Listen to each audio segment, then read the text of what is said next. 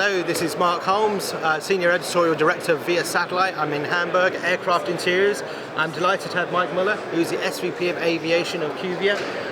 Mike, obviously the company's undergone a little bit of a rebrand, but how's this show been for you, and what sort of trends are you seeing in the aviation market? Yeah, it's an exciting time in this industry. You know, I've been in it a long time, Mark, but yeah, over the past year, we've really kind of evolved ourselves from looking at really quality of experience. That's been a main focus of us as a company, and continues to be, but we've had a lot of success with that, with airlines really wanting to see the insights of what's going on with their IFC fleet real time.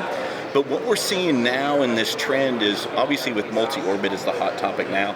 You know, it's interesting, Mark, when I've been in this industry a long time. There was a phase where it was air to ground versus satellite, and then it was KU versus KA, and then it was GEO versus LEO, and now where are we? Now we're in the world of multi-orbit, right?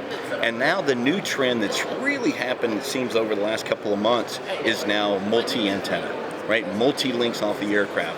And I think that is basically, that's part of driven by, I think, what's happened with Starlink and having LEO, and so now the providers want to have a GEO and a LEO link. That provides a lot of benefits. Is that message though really cutting through? I mean, we've seen Starlink have a lot of success, sign a lot of big deals, but a lot of people are also talking about multi-orbit as well. Yeah. So is that message really resonating with airlines, or is it still? I think it is. I think it is. I think what is happening is, I think with the success of Starlink in the marketplace, and even though it has its geopolitical issues, what seems to be happening is executives are going to their IFC teams and saying, what is the plan now with LEO? What is the plan? What is our plan moving forward?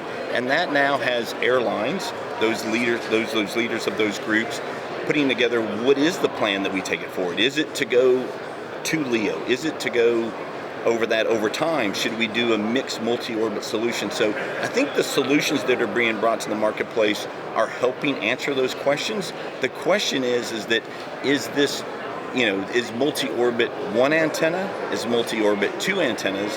And I'll even fair to say is that, could you have two antennas on an aircraft with two different service providers? Are we brave enough to go down that path? And just final question, I'm going to ask you that. Yeah. Because you talked about multi-antennas, and that's really the first time I've heard that phrase, or anyone use that phrase in conversations here. So you asked almost the question, like, are people brave enough? Are airlines brave enough to go down that path? What's your response to that? Well, what I will say is that we are a big company in cruise, right? 5 years ago, this was a big change in cruise, and now a cruise ship has 20 to 30 links, and Quvia does the network orchestration for that. It's a product called Grid. And when we look at aviation, it seems to be 5 years behind. We believe there's a world coming pretty soon that's going to have multi-links off the aircraft, simultaneous links, right? And potentially then two different service providers. And we start then to look at a world to where the best networks at the best time, at the best place, because those aircrafts move, right? And if your GEO link starts to get congested or your LEO gets congested, the traffic automatically moves, the customers don't notice the difference, and it's a seamless, high-quality experience. Fantastic. Well, Mike, it's a pleasure catching up with you again. Very good. Wish you all the best. Thank you, Mark. Appreciate it. And yeah, we'll leave it there. Thank you.